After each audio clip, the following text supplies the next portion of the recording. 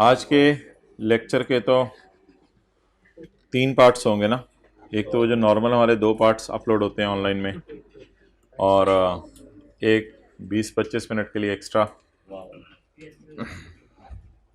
बुलाया जाएगा। अच्छा जी, अब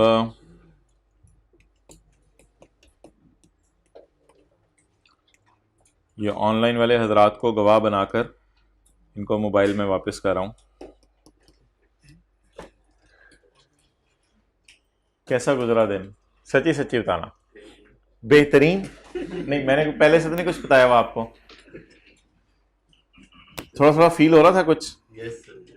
फिर उसको कैसे कवर अप करते थे? लैपटॉप से।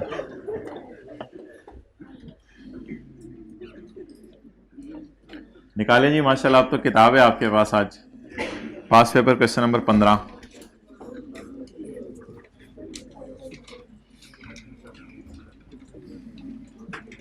भाई वो ग्रुप्स में भी मैसेज करवा दो किताब का। वैसे तो वो ज़्यादा बच्चे तेज़ हैं, उनको हमारे से पहले पता चल जाता है। और ये भी पता करवा दो कि किस किस शहर में कब कब अवेलेबल होगी। ये भी ज़रा करके ना एक पोस्ट बनवा दो।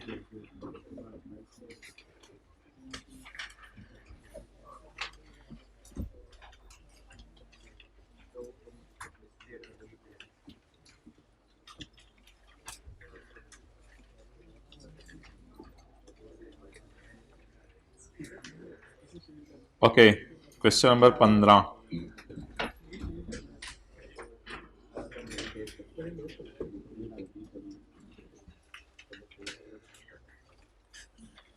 अच्छा, try to understand the difference between cost and net realisable value.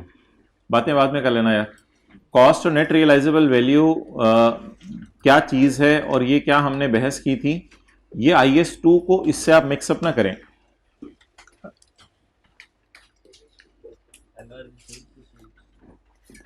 अगर आप प्लांट बना रहे हैं, कोई प्लांट बना रहे हैं, तो प्लांट के बनाने के लिए आपने प्लांट से कोई सैंपल प्रोड्यूस किया। आप प्लांट बना रहे हैं, आपने प्लांट बनाने के लिए कोई सैंपल प्रोड्यूस किए कि प्लांट से मैंने जो है वो कोई चीज़ बनानी है। मिसाल के तौर पे प्लांट से दवाइयाँ बनानी है, तो आपने सैंपल के तौर पे दवाइयाँ बनाई। तो अगर आपने सैंपल के तौर पे दवाइयाँ बनाई, तो वो दवाइयाँ आपकी बनी मिसाल के तौर पे 40 रुपए की, और आपने इनको बाजार में सेल कर दिया 15 रुपए का, क्योंकि सैंपल था, तजर्बा हो रहा था भी लोगों पे जिंदा रहते हैं या मरते हैं। तो 15 रुपए की आपने बेच दी। तो मैंने ये कहा था आपको कि आप एक प्लांट बना रहे हैं, प्लांट बनाने में जो सैंपल आपने बनाए, उस सैंपल को आपने एसेट की कॉस्ट में डालना है। यानी 40 का आपका आउटफ्लो हुआ, 15 का आपका इनफ्लो हुआ, तो इस कितने रुपए को, 25 रुपए को आपने एसेट की कॉस्ट में ऐड करना है।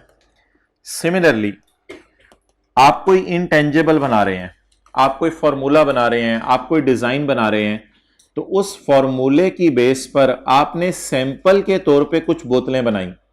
तो जो सैंपल के तौर पे बोतलें बनाई वो 40 रुपए की बनी, और वो सैंपल के तौर पे बोतलें बिकी 15 रुपए की। सैंपल के नाम से बिकी। ये वो इन्वेंट्री नहीं है जो IS2 वाली है, या फॉर सेल नहीं है ये इन्वेंट्री। ये आपने सिर्फ सैंपल बेचे सस्ते दामों। तो सैंपल की कॉस्ट से मुराद क्या है कि सैंपल बनाने में कितना खर्चा आया, और सैंपल की सेल से क्या मुराद है, सैंपल बना के कितने बेच के पैसे आए। इसको IS2 डील नहीं करता। ये जो सैंपल बन रहे हैं, इन सैंपल्स को IS16 या IS38 डील करेगा, और ये कहेगा कि जितना भी नेट खर्चा हुआ, नेट खर्चा 25, that will be a part of cost of asset. इसको एसेट की कॉस्ट का पार्ट बनाया जाएगा। ओके,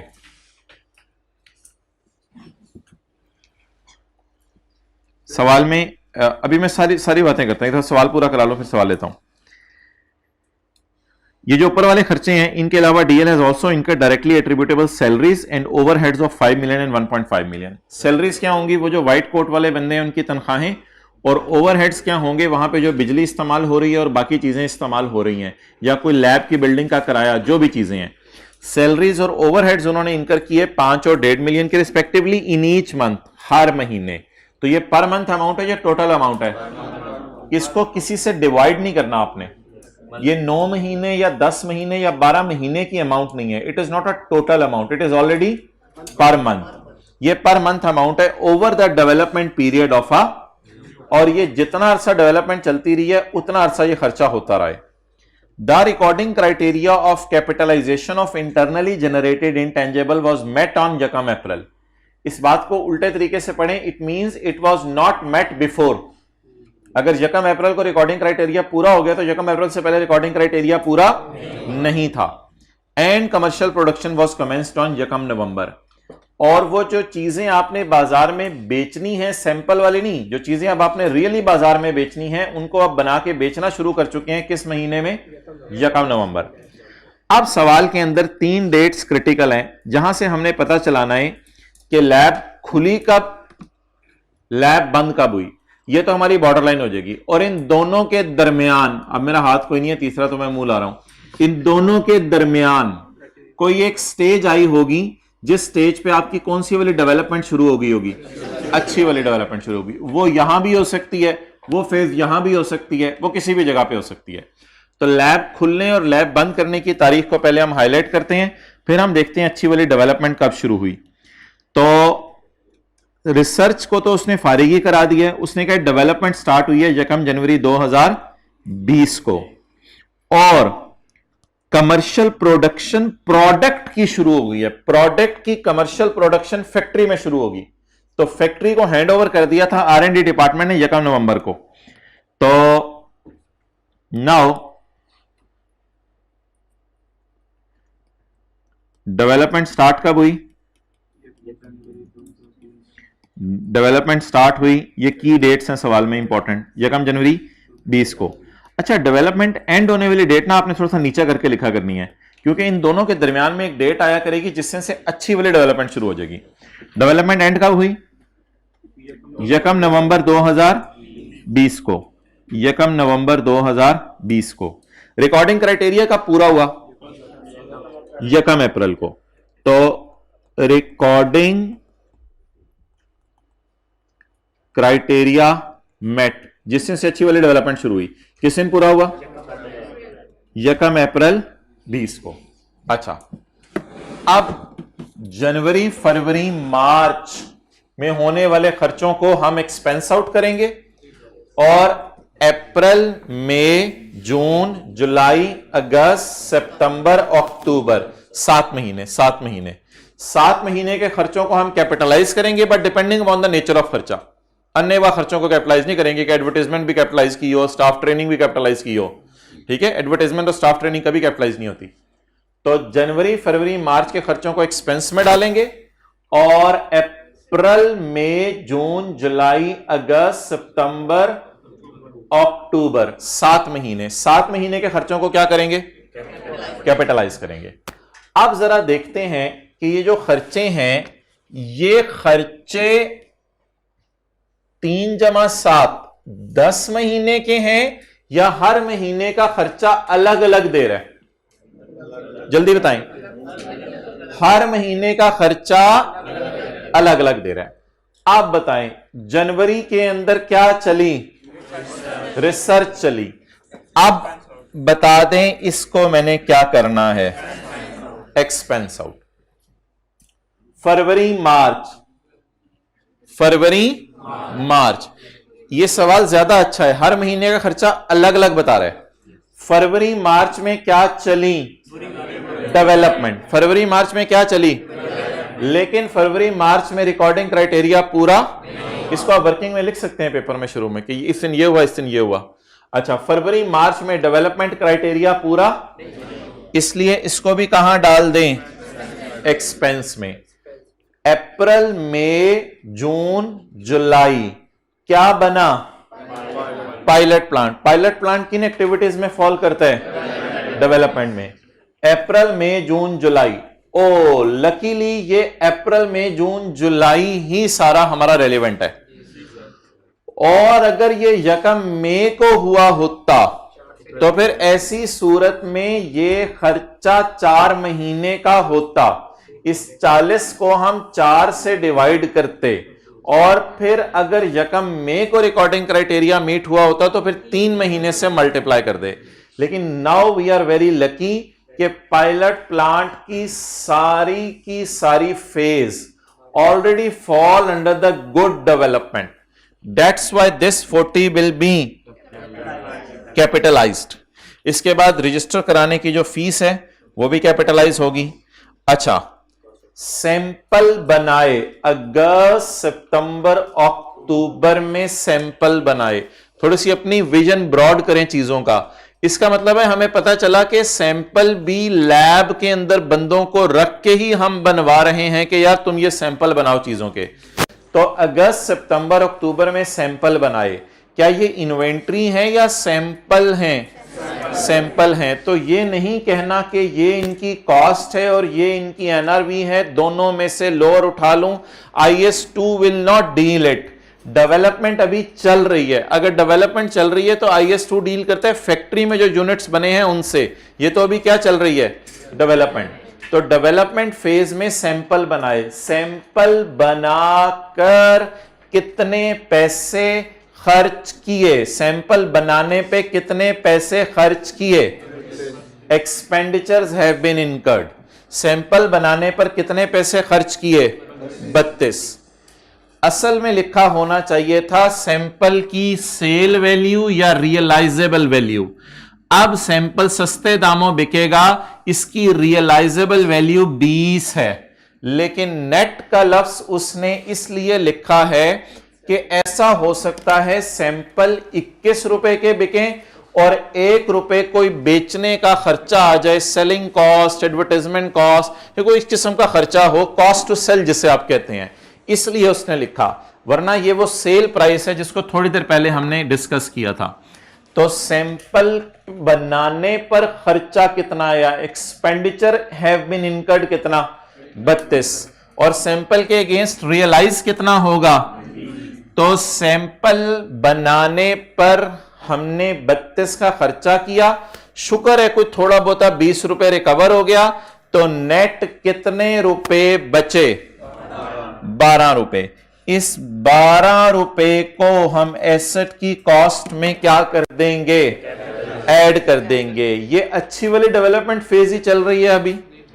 अच्छा, उसके बाद अक्टूबर, नवंबर, दिसंबर के महीने में ब्रांड बिल्डिंग कॉस्ट हुई। ब्रांड खुद बनाना इंटेंजिबल तो है ही नहीं, इसलिए इस बहस से बाहर निकल जाएं कि ये अच्छी वाली डेवलपमेंट फेज है, बुरी वाली डेवलपमेंट फेज है। ब्रांड बिल्डिंग तो साल हा साल चलती रहती है, और अगर आप अपना ब्रांड बिल्ड कर रहे हैं, बिल्डिंग का मतलब ही अपना ब्रांड बिल्ड कर रहे हैं, तो वो हमेशा क्या होगा? एक्सपेंस आउट, अनलेस के ब्रांड क्या कर लें? परचेज कर लें।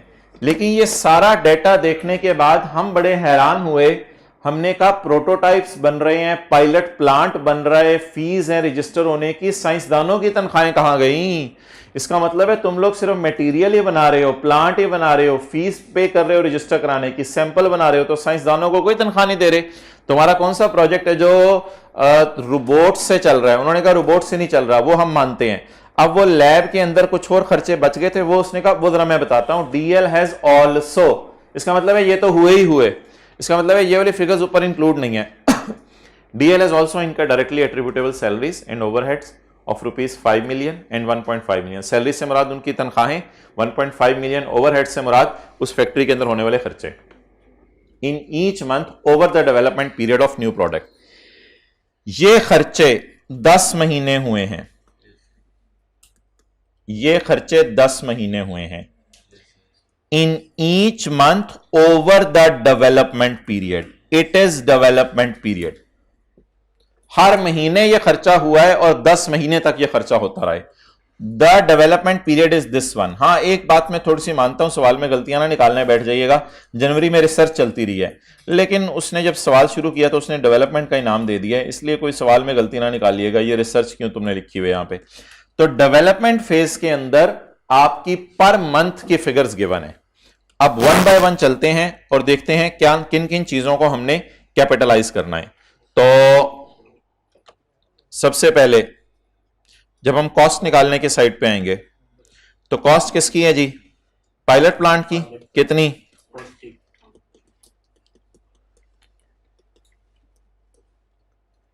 पायलट प्लांट की 40। इसके बाद फीस टू रजिस्टर कितनी? 15। इसके बाद कॉस्ट ऑफ सैंपल्स 32 माइनस 20 12। इसको एक्सपेंस में डालना है। आगे सैलरीज और ओवरहेड्स, अगर 10 से मल्टीप्लाई कर दूंगा इन फिगर्स को तो ये टोटल 10 महीने की निकल आएंगी, जिसमें फिर मुझे 3 महीने की बुरी और 7 महीने की अच्छी अलग अलग करनी पड़ेंगी।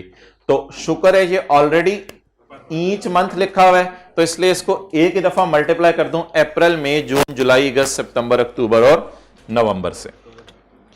तो सैलरीज 7 महीने से मल्टीप्लाई कर दें डायरेक्ट। मैंने क्या बोला है? ओ सॉरी, मैंने 7 महीने से मल्टीप्लाई कर दें। अच्छा सैलरी बोले 5 इंटू 7 मंथ्स 35। और ओवरहेड्स बोले 1.5 इंटू 7 मंथ्स। जिन लोगों के पास किताब नहीं है वो तस्वीर खींच लीजिएगा। अब तो आज फिर सारी डिस्कशन ही। जी जवाब 10.5 1 2.5। कितने लोगों ने यही कल घर में निकाली थी? Okay good. हाइब्रिड वाले जरा हाथ खड़ा करके बताएं। ओके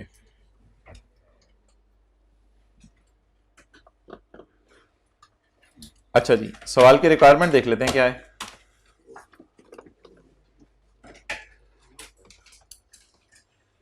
भाई आप भी आ जाए हो पहले दिन, आप आखिर में जो बैठे हो आ जाए हो पहले दिन। किधर है पिछले दिनों में? क्या क्या करना था घर में? तो 2 दिन बाद घर वाले भी पूछना बंद कर देते हैं। 2 दिन ही प्रोटोकॉल वाला खाना मिलता है ना, उसके बाद तो बस नॉर्मल जरूरी काम था। फिर वैसे ही compute the cost of new product initial measurement. Initial measurement होती है जिस वक्त आपने एसेट खरीदा। Also discuss the reasons for ignoring any of the above expenditure in your computation. चलें जी रीजंस लिखना शुरू करें। किस किस को इग्नोर किया है? इग्नोर जो किया उनको स्काई ब्लू में हाईलाइट करवा दें। इग्नोर किया है इसको हमने 2 को, 17 को इग्नोर किया और 16 को इग्नोर किया और 5 का 3 महीने जनवरी फरवरी मार्च और 1.5 के 3 महीने, इन सबको हमने क्या किया?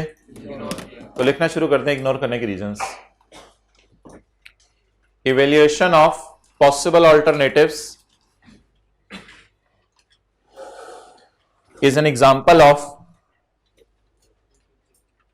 research expense.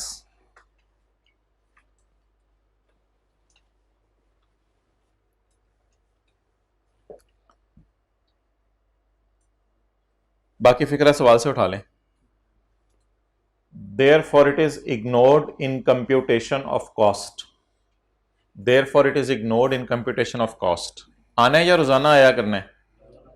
तजर्बा ना करें सीए के साथ प्लीज, आई कैप पे तजर्बे ना करें। अच्छा आगे चलें। नेक्स्ट 2 लो सो 2 THOUGH। अगली लाइन लिखें 2 pre production prototype is an example of development. 2 pre-production prototype is an example of development। आगे यहीं से फिक्रा उठाएं। but still ignored in computation of cost, but still ignored in computation of cost। आगे सवाल से फिक्रा उठाएं, इधर से देखें। because recording criteria was not met till यकम अप्रैल। सवाल से फिक्रा उठाएं। Because recording criteria was not met till यकम अप्रैल। बचपन में उस्तानिया कहती थी ना, सवाल के अंदर ही जवाब छुपा हुआ है। मैडम आपको पता चल रहा है, हमें क्यों नहीं नजर आ रहा? अच्छा आगे चलें। 16, brand building cost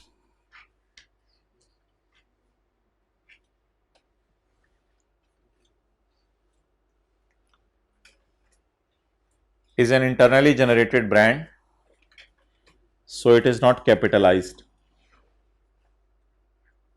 Yeah, so it is not, it is ignored in computation of cost. Brand building cost,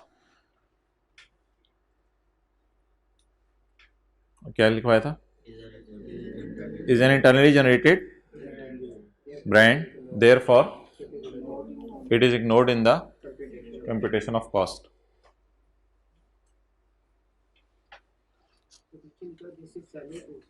this is, हाँ सेलिंग कॉस्ट, मैंने यही कहा था, इसको खींच तान के एडवर्टाइजमेंट कॉस्ट भी कहा जा सकता है। आप कह सकते हो एडवर्टाइजमेंट कॉस्ट, ब्रांड बिल्डिंग में यही होता है। आगे चलें, आखिरी बात, सैलरीज अमाउंटिंग टू 15 मिलियन। अच्छा अमाउंट्स ना पिछले वाले में भी लिख दीजिएगा घर जाके, इधर भी, इधर अमाउंट्स लिखवा रहा हूं मैं आखिरी में। सैलरीज अमाउंटिंग टू 15 मिलियन, अब ब्रैकेट में लिखें 5 into 3 and overheads amounting to 4.5 million.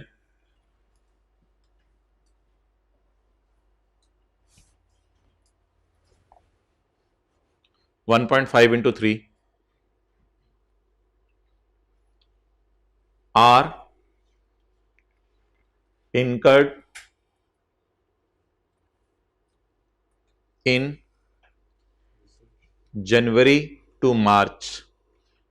Are नहीं, रिसर्च नहीं, बिल्कुल नहीं, तो 2 महीने तो डेवलपमेंट भी चलती रही है। Are incurred from January to March, January to March इस अरसे में चलिए। सो नहीं, are incurred from January to March when recording criteria was not met. Are incurred from January to March when recording criteria was not met.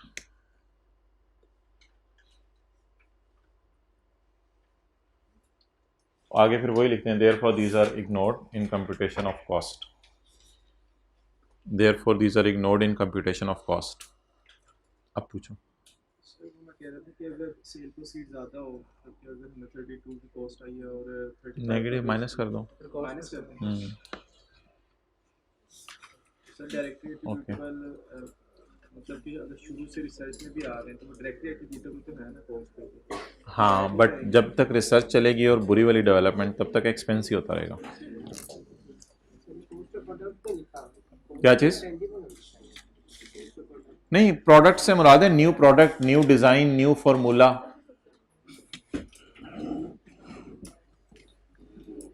Okay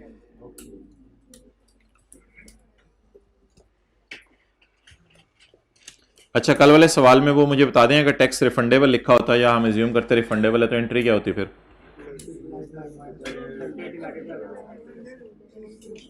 ये मोहतरमा अब इसकी entry फिर ऐसे बनती, अब मैं पेज 247 पे लिख रहा हूं, if I assume sales taxes refundable, if I assume sales tax is refundable, तो मैं कैसे कॉस्ट निकालता नए सॉफ्टवेयर की? 115 में 15% सेल्स टैक्स पड़ा है। इसका तरीका ये नहीं होता कि इसमें सेल्स टैक्स में 15% करके निकालूं, इस पे 15% लगाकर सेल्स टैक्स ही निकलेगा। इसमें 15% सेल्स टैक्स पड़ा है, यानी ये ऑलरेडी इन्फ्लेटेड फिगर है। ये 115% पर पड़ी है। It inclusive of sales tax, it includes sales tax. ये 115% पर पड़ी है और अनलकीली ये रुपीज इन मिलियन भी 115 ही है। वो तो अजीब सी बात है, रुपीज इन मिलियन भी 115 ही है। बहरहाल 115% पर पड़ी है, इट इंक्लूड्स सेल्स टैक्स। तो इससे सेल्स टैक्स निकालने का तरीका यह होगा या इससे सेल्स टैक्स निकाल लें या प्रोडक्ट की प्राइस निकाल लें, इट्स अप टू यू। इसमें सेल्स टैक्स कैसे निकलेगा? 115 रुपीज है ये, 115 डिवाइडेड बाय 115% मल्टीप्लाइड बाय 15, तो सेल्स टैक्स निकल आएगा। ये सेल्स टैक्स रिफंडेबल है यानी रिसीवेबल। ये सेल्स टैक्स क्या है? रिसीवेबल। टोटल कितना? 15 ये हो गया।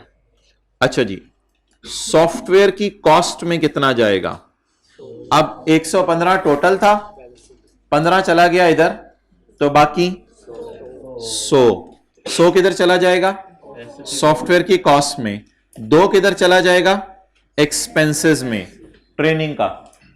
ये कह रहे हैं ना हम, 100 और 15। 100 को क्या, अगर एज्यूम करो रिफंडेबल है, 100 का क्या बुक करेंगे? कैपिटलाइज करेंगे 100 को, 5 रुपए को कैपिटलाइज, 2 रुपए को, और इसका रिसीवेबल बुक करेंगे करंट एसेट्स के अंदर। चलें जी, 100 में क्या डाल दूं? 2 या 5 रुपए, कितना हो गया? 105। और ट्रेनिंग को कहां डालूं?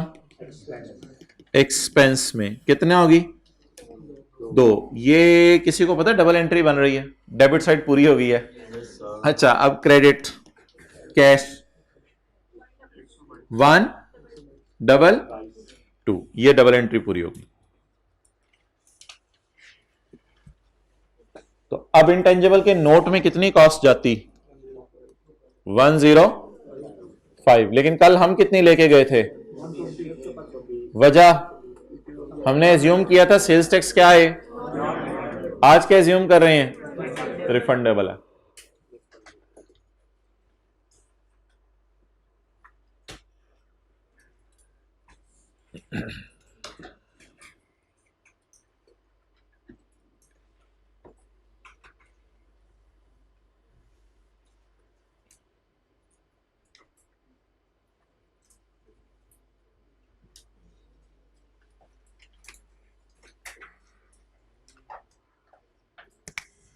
Over, okay.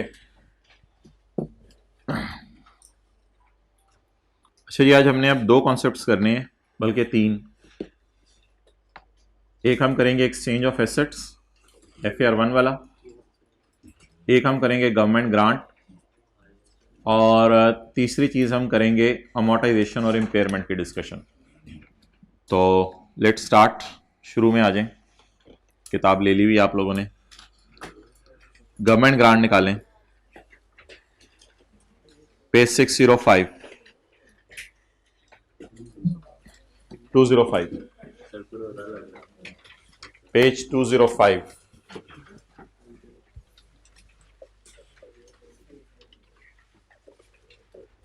अब वो हजरात मुतवज्जे हो जाएं जिनका आज फर्स्ट डे है, दुनिया में पहली दफा, क्लास में पहली दफा आए हैं, दुनिया में पहली दफा आ रहे, फिर तो रो रहे होते ना। अच्छा, तो वैसे तो क्लास में पहली दफा आने पे भी रोना चाहिए इनको। खड़े हो जो, जरा रो के दिखाओ थोड़ा सा, ब्लू शर्ट। अच्छा, तो अब जो हम डिस्कशन करने लगे हैं उसका पहले की डिस्कशन से कोई ताल्लुक नहीं है, इसलिए बड़े रिलैक्स होके साथ वाले की तरह कंधे चौड़े करके बैठ जाएं। अच्छा, अब 5-4 वेटेड एवरेज क्या है? 5-4 वेटेड एवरेज क्या है? इन्वेंट्री को रिकॉर्ड करने के। IS 8 पढ़ा हुआ है FAR 1 में। ये क्या है 5-4 वेटेड एवरेज? अकाउंटिंग पॉलिसी है। अकाउंटिंग, हमारे पास चॉइस होती है। क्या चॉइस होती है? चाहे हम 5-4 यूज कर लें, चाहे वेटेड एवरेज यूज कर लें। और बताएं, और कौन सी कहां चॉइस अवेलेबल है हमें? और कहां चॉइस अवेलेबल है? स्ट्रेट लाइन मेथड और WDV मेथड में हमें चॉइस अवेलेबल है। ये आपने ब्लंडर मारा है, बिल्कुल चॉइस अवेलेबल नहीं है। आपने देखना होता है कि एसेट ने अगर बराबर बेनिफिट देना है तो आप मस्ट स्ट्रेट लाइन यूज करें, और अगर एसेट ने डिमिनिशिंग पैटर्न पे फायदा देना है तो आप मस्ट WDV मेथड यूज करें। मैं कह रहा हूं कि चॉइस कहां अवेलेबल है? चॉइस कहां? IS 40 में चॉइस अवेलेबल है। क्या अवेलेबल है? या कॉस्ट मॉडल पे रखें या फेयर वैल्यू मॉडल पे रखें। इस तरह IS 16 में भी चॉइस अवेलेबल है, या कॉस्ट पे रखें या रिवैल्यूएशन मॉडल पे रखें। तो अकाउंटिंग पॉलिसीज में हमें क्या अवेलेबल होती है? चॉइस अवेलेबल होती है कि पॉलिसी में चॉइस अवेलेबल है। FIFO या वेटेड एवरेज पॉलिसी है, दोनों में से जो मर्जी चला लें, लेकिन एक दफा चूज कर ली तो उसको कैसे अप्लाई करना है? कंसिस्टेंटली अप्लाई करना है। देखें साथ वाला सही बोल रहा है, कंसिस्टेंटली। तो कंसिस्टेंटली किसको अप्लाई किया जाता है? अकाउंटिंग पॉलिसीज को। अच्छा, इनटैंजिबल्स की गवर्नमेंट ग्रांट के लिए आपके पास दो पॉलिसीज अवेलेबल हैं। Intangible asset government grant, record eight fair value. हुकूमत ने आपको तोहफे में इंटेंजिबल दिया, इसको फेयर वैल्यू पे रिकॉर्ड कर लें, या record eight nominal amount. Record eight nominal amount paid, जो आपने नॉमिनल अमाउंट पे किया आप उस पर रिकॉर्ड कर लें। ये दोनों चॉइसेस आपके पास अवेलेबल है। Okay, let's do an example first.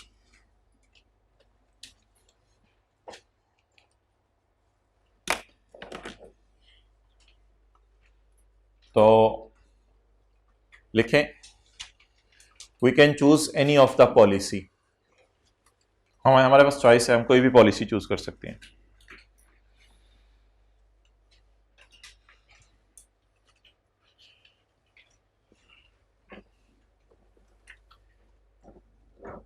अच्छा, अगर न्यूमेरिकल आ जाए इसका गवर्नमेंट ग्रांट का, तो फिर तो दोनों में से कोई एक ऑप्शन लेके उसी तरह सॉल्व कर देंगे हम।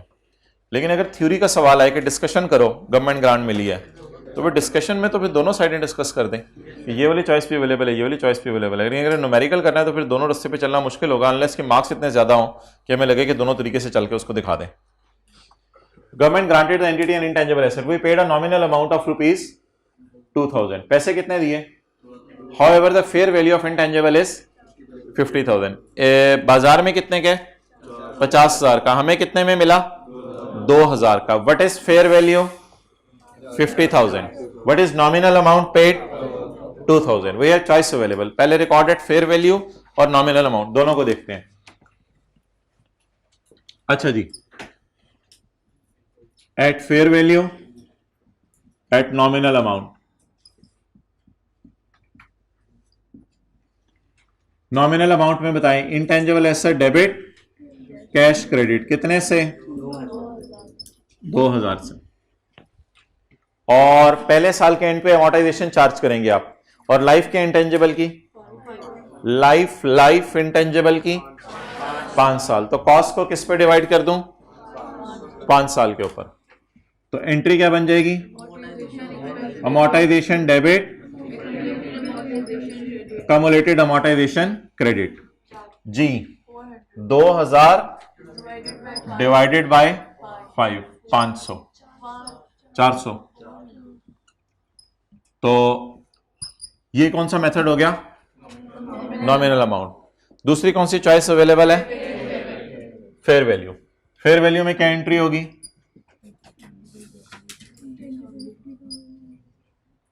और कैश कितने से? Cash 2,000, cash 2,000। बाकी डेफर्ड इनकम, ये डेफर्ड ग्रांट, क्या नाम रखते थे फेयर 1 में? Deferred grant, deferred income. जी बोले। 48,000 बैलेंसिंग। 48,000।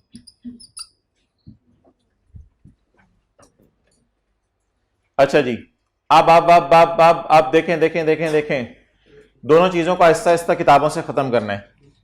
एसेट को भी आहिस्ता आहिस्ता किताबों से खत्म करना है, खर्चे में डाल के। और इनकम को अभी P&L में नहीं गए, डेफर कर दिया है, तो इनकम को भी आहिस्ता आहिस्ता P&L में लेके जाएं और एसेट को भी आहिस्ता आहिस्ता P&L में लेके जाएं। एसेट को भी आहिस्ता आहिस्ता P&L में लेके जाएं, इनकम को भी आहिस्ता आहिस्ता P&L में लेके जाएं। चलें जी, एसेट को इनकम में लेके जाएं। Amortisation debit, accumulated amortisation 50,000 divided by 5, 10,000। ये कौन चला गया एक्सपेंस में? एसेट एक्सपेंस में चला गया। और इनकम डेफर कर दी थी या फौरन P&L में डाल दी थी? डेफर कर दी थी। इसमें से पहले साल के एंड पे कितनी डेफर्ड इनकम को रियलाइज करवा लें? जो मेथड इसके लिए यूज करें वही मेथड इसके लिए यूज करें। डेफर्ड इनकम डेबिट और P&L या ग्रांट इनकम जो भी आप नाम रखें, बस P&L में डालना है इसको। 48,000 9600।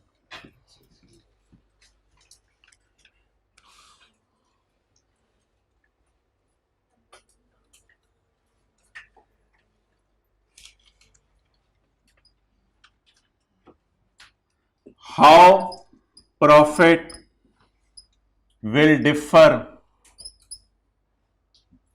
in both methods?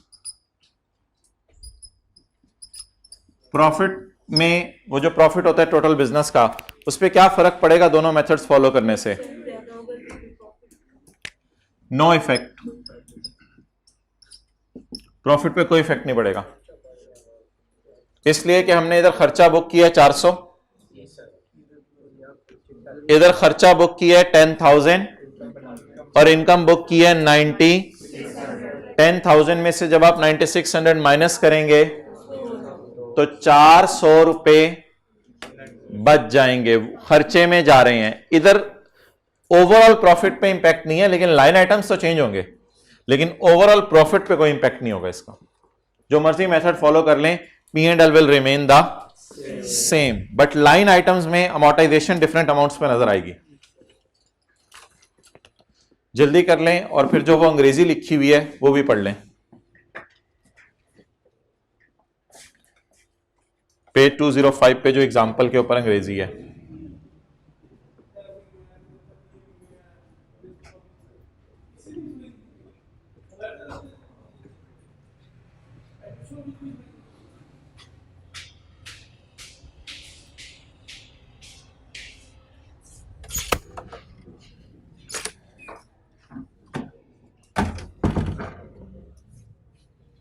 Ji question 15 कितने लोगों का सही था?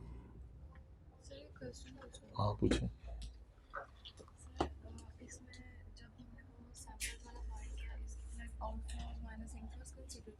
हाँ जी,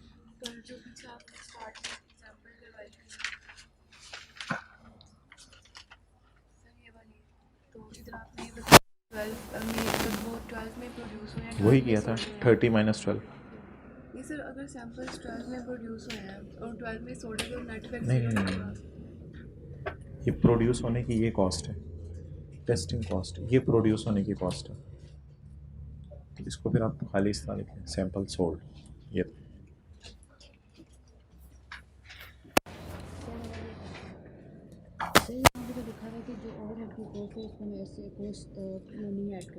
जी एडमिन एंड जनरल ओवरहेड है, इसके ऊपर मैं डिस्कशन करूँगा।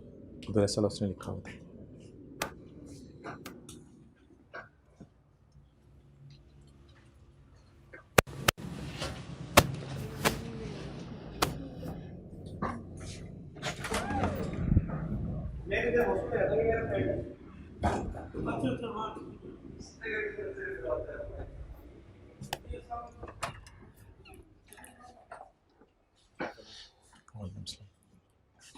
भाई पुरानी किताब तो ले रहे हैं, फिर देख रहे हैं एंट्रीज किस तरह हुई नहीं है।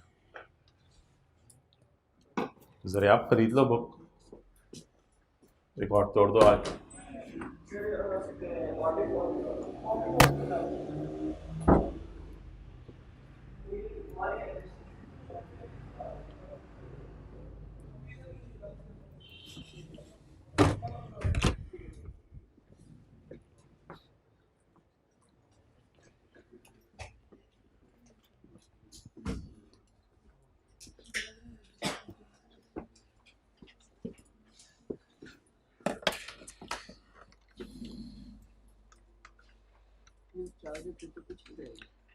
क्या चीज?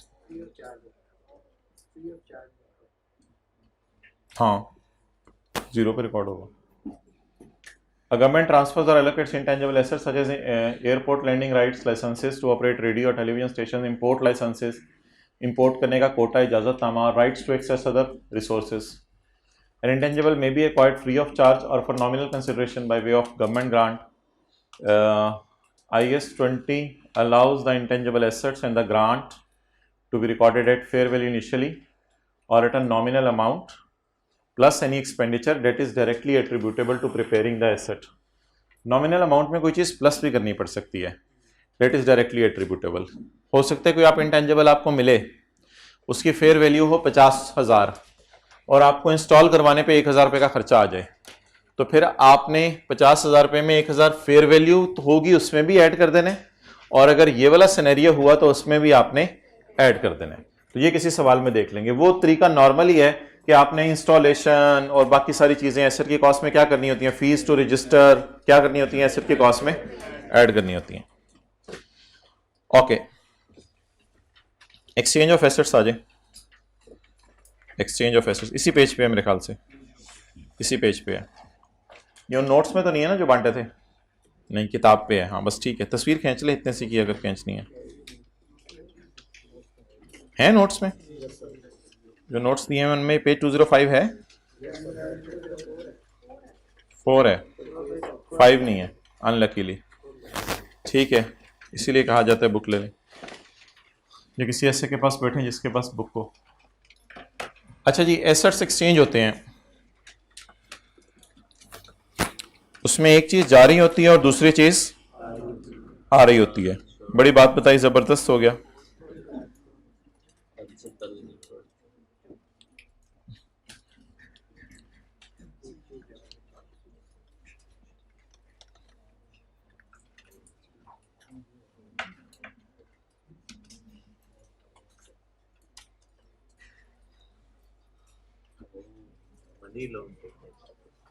अच्छा जी, हमारे पास से पैसे जा रहे हैं और पुराना नोकिया 3310 जा रहा है और नया फोन हमारे पास आ रहा है। अब पुरानी जो चीज है उसकी फेयर वैल्यू है 130, हमने जरा ज्यादा रख ली गलती से। पुरानी चीज की फेयर वैल्यू क्या है? इसको 13 रुपए कर देते हैं पुरानी की, पैसे इधर ज्यादा दे देते हैं। अच्छा, पुरानी चीज जा रही है, क्या जा रहा है? मोबाइल। हो सकता है बुक्स में इसकी कोई क्या आ रही हो वैल्यू, एक इसकी बुक्स में वैल्यू आ रही होगी और एक इसकी किस में वैल्यू होगी? मार्केट में वैल्यू होगी। तो जब भी पुरानी चीज हम बाजार से जो है वो दे के नई चीज लेते हैं तो 3 बातें हमारे सामने होती हैं। नंबर 1, पुरानी चीज की बाजार में कीमत क्या है? हमारी पुरानी चीज की कीमत क्या है? 13, और हम क्या दे रहे हैं? पैसे। तो पैसे भी हमारे पास से जा रहे हैं, पुरानी चीज भी जा रही है, और बदले में क्या आ रहा है? नई चीज। अभी फिगर्स को कंपेयर करके कुछ जनरल एंट्री करने या बराबर करने के चक्कर में ना पड़े, इस चक्कर में ना पड़े, वो अलग बहस है, वो मैं बाद में करता हूं। तो जहन में बस ले आए, जब भी मैं पुरानी चीज बाजार में लेके जाऊंगा तो मुझे पुरानी चीज देनी पड़ेगी। 13 रुपए वाली मैंने चीज दे दी और मैंने जेब से निकाल के पैसे दे दिए, और मैंने कौन सी चीज ले ली? नई चीज ले ली। It is called as exchange of assets. अब पेपर के अंदर जो सिनेरियोज आते हैं वो क्या आते हैं? पेपर के अंदर जो सिनेरियोज आते हैं वो एक सिनेरियो ये आता है कि if fair value of both assets, fair value of both assets 150 120 दोनों, if fair value of both assets और fair value of only old asset is given. कभी कभी पेपर में इसकी भी फेयर वैल्यू दी होगी और इसकी भी फेयर वैल्यू दी होगी, या इन दोनों की फेयर वैल्यू की बजाय सिर्फ जो चीज जा रही है उसकी क्या दी होगी? Fair value. ये दोनों सिनेरियोज डिफरेंट हैं लेकिन इनका ट्रीटमेंट एक है। तो ऑप्शन 1 बताएं, पेपर में दोनों की फेयर वैल्यू दे दे या पुराने की दे दे, हमारा गुजारा चल जाएगा, हमारा गुजारा चल जाएगा। इन दोनों सिनेरियोज में अगर आपको याद हो कॉस्ट कैसे निकलती है, इन दोनों सिनेरियोज में कॉस्ट निकलती है 13 जमा 120। 20, नए की कॉस्ट इस तरह निकलती है। अब याद कर लें पक्का पक्का, अगर पेपर में नए की फेयर वैल्यू और पुराने की फेयर वैल्यू दे या पेपर में सिर्फ किसकी फेयर वैल्यू दे और आपको कहे नए की क्या निकालो, कॉस्ट, इन दोनों सूरतों में आपने नए की फेयर वैल्यू अगर गिवन भी हो तो कह के इग्नोर कर देनी है और आपने 13 जमा 120 पे नया एसेट रिकॉर्ड करना है। ये ऑप्शन 1 हो गई।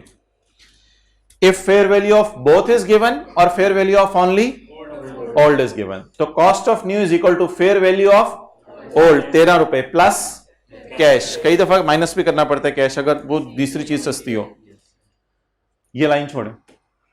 दूसरा सिनेरियो क्या हो सकता है, फेयर वैल्यू ऑफ ओनली, यानी पेपर में एक ऐसा सवाल आया जिसमें आपको सिर्फ फेयर वैल्यू किसकी अवेलेबल थी, न्यू की। पुराने की फेयर वैल्यू क्यों नहीं अवेलेबल थी, क्योंकि पुराना इतना रिडंडेंट हो गया था, पुराना इतना खराब हो गया था कि वो अब मार्केट के अंदर जिस भी दुकान पे आप जाएं और आप पुराने को लेके जाएं, पुराने इसको लेके जाएं, मार्केट में किसी को कहीं कितने का लगाओगे, वो कहते हैं भाई अगली दुकान पे चले जाएं। फिर जाते हैं कितने का लगाओगे, भाई अगली दुकान पे चले जाएं, भाई अगली दुकान पे चले जाएं, यानी पुराने की फेयर वैल्यू पता नहीं चल रही। तो ऐसा भी हो सकता है कि पुराने की फेयर वैल्यू आपको ना दे, तो फिर किसकी फेयर वैल्यू देगा, नए की। फिर जब आपको नए की फेयर वैल्यू देगा फिर आपने कैश से पंगा नहीं लेना, फिर आपने कैश से पंगा नहीं लेना, फिर आपने बस नए को किस पे रिकॉर्ड कर देने, नए की फेयर वैल्यू पे। फिर आपने इस तरह सर्कल लगा के नहीं करना, फिर आपने बस नए की फेयर वैल्यू देखनी है। If fair value of only new asset is given, तो cost of new asset is equal to fair value of new asset. लेकिन अगर कभी मजबूरी में fair value of both assets is not given, पुराने की फेयर वैल्यू भी आपको पता नहीं चल रही क्योंकि पुराना बहुत रिडंडेंट हो चुका है, नई चीज आप खरीदने लगे हैं, वो दुकानदार कहता है भाईजान ये बाजार में नई चीज आई है, मैं देखता हूं आपको कितने की लगानी है। किसी और दुकानदार से आपने जाके पूछा ये नई चीज, उसने कहा भाई मेरे पास तो है ही नहीं। फिर अगले से जाके पूछा, उसने कहा नई चीज मेरे पास तो है ही नहीं। तो नई चीज की भी फेयर वैल्यू सवाल में अवेलेबल नहीं है, पुरानी की भी अवेलेबल नहीं है। हियर द बीवी will help you at this point of time, the बीवी विल हेल्प यू। बीवी ऑफ ओल्ड, बीवी ऑफ ओल्ड, नया तो भी खरीदा ही नहीं ना, तो here the BV will help you। तो may be BV is 8, may be BV is 10, what ever it may be. तो मैं BV बोल रहा हूं, बिया नहीं बोल रहा। अच्छा, तो फिर 8 जमा 120। अच्छा, अब जबानी जरा याद कर लें एक दफा, फिर BV वाली दोबारा बनाते हैं। अगर दोनों की फेयर वैल्यू गिवन है तो कॉस्ट बताएं। 100 टोटल बताएं, 133। अगर दोनों की फेयर वैल्यू गिवन है तो फिर नए की कॉस्ट 133। दूसरी बात, अगर सिर्फ पुराने की फेयर वैल्यू गिवन है और नए की फेयर वैल्यू गिवन नहीं है तो 120 प्लस 13। अगर पुराने की फेयर वैल्यू अवेलेबल नहीं है तो 150, प्लस माइनस कुछ नहीं करना। और अगर दोनों मोबाइल लिफ्ट ना कराएं तो बीवी विल हेल्प यू। बीवी, मे बी बीवी इज 8, तो 8 प्लस 120, 128। ओके, चलें जी अब ये सवाल कर दें, कॉस्ट बता दें तीनों सिनेरियोज में।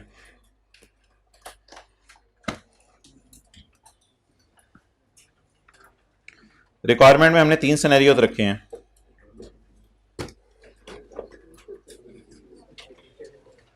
ओल्ड एसेट की कॉस्ट बताएं,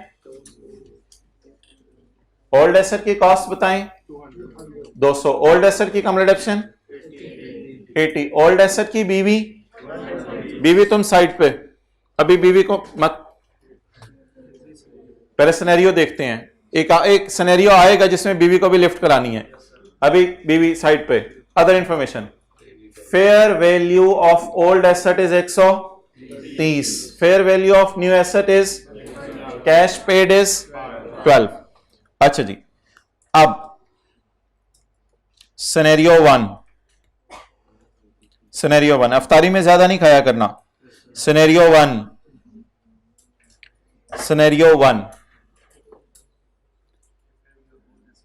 एज्यूम करें fair value of both asset is given. इसका मतलब है कि ये सारा डाटा आपके सामने फिर पेपर में अवेलेबल है। एज्यूम करें सारा डाटा आपके सामने अवेलेबल है। अब ऐसी सूरत के अंदर आप मुझे बताएं कि नए की कॉस्ट कैसे डिटरमिन होगी? Fair value of old asset plus cash paid 12। अच्छा जी, न्यू एसेट को आप डेबिट करें।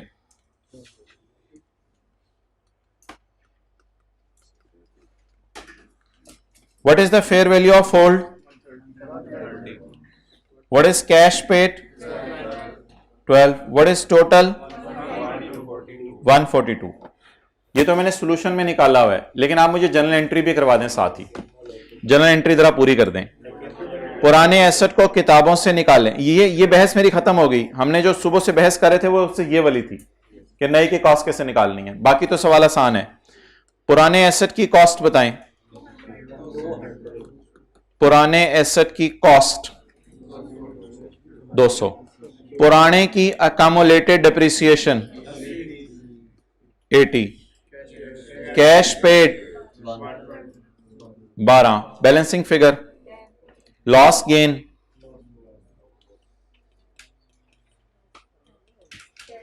चलें जी, नोट करें। पहले सिनेरियो की जनरल एंट्री क्या क्या गिवन था?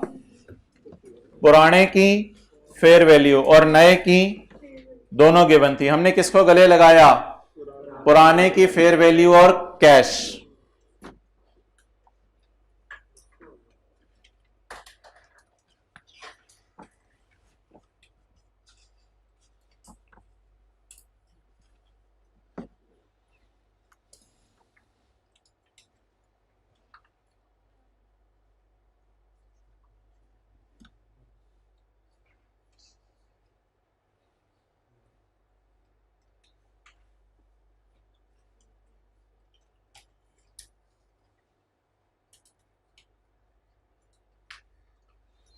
घर वाले क्या समझे थे? क्रिकेट खेलने जा रहे हैं?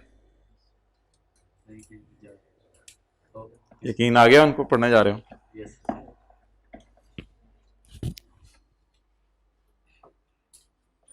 अगले की एंट्री कर दें, अगले सिनेरियो की।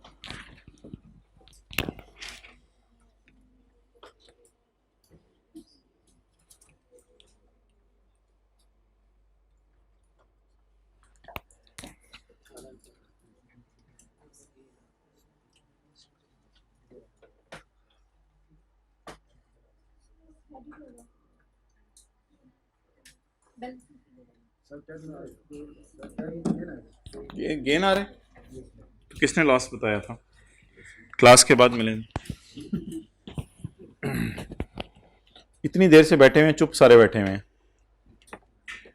आपसे ये उम्मीद नहीं थी मुझे। आपने उम्मीदों पे H2O फेर दिया है।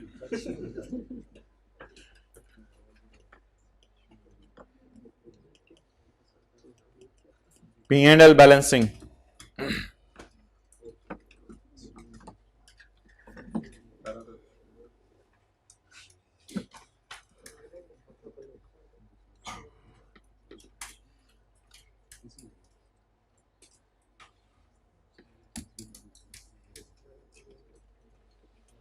ओके।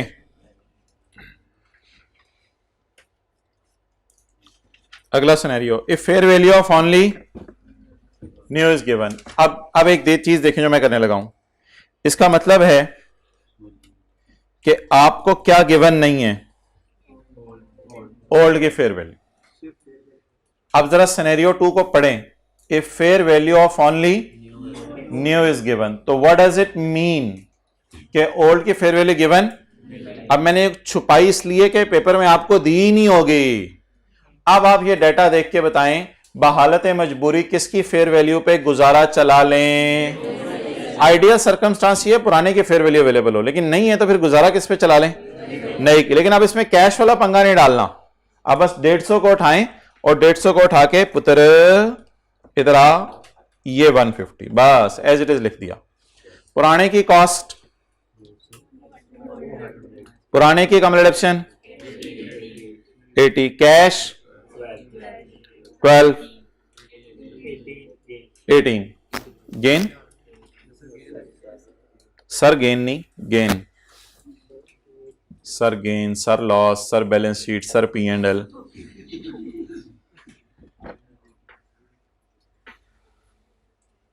ग्यारह बजे गए थे मस्जिद में तरावी पढ़ने, 11:30। हमारे तो 11 बजे शुरू कर दी थी, 12:15 तक खत्म हो गई थी। आप किस टाइम गए थे? अच्छा, चलें आगे। सिनेरियो 3, सिनेरियो 3 पढ़े जी। Here BV will help you inshallah. If fair value of both assets is not given, then BV will help. BV of old asset obviously, नया तो भी आया नहीं ना हमारे पास। BV of old will help. Okay. अब if fair value of both assets is not given, इसका मतलब है टू भी ना है और टू भी ना है, ये दोनों नहीं है। अब नए एसेट को रिकॉर्ड करना है, बीवी ऑफ ओल्ड एसेट या प्लस माइनस कैश? हां जी, यहां पर प्लस माइनस कैश भी इन्वॉल्व होगा। तो cost of new asset is equal to BV of old plus minus, तो कैश इधर भी इन्वॉल्व होना है। अच्छा जी, बीवी कितनी है? प्लस कैश 12, 132 जी। पुराने एसेट की कॉस्ट 200, कैश